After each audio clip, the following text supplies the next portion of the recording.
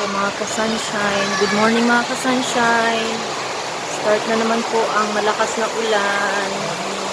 Biglaan na naman. Grabe po. Biglang nagbago ang panahon. Ingat po ang lahat. Keep safe po. Grabe, malakas ang hangin.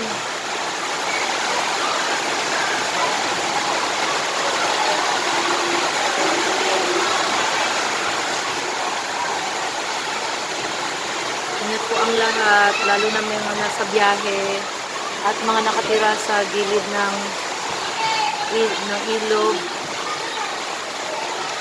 Ingat po. God bless.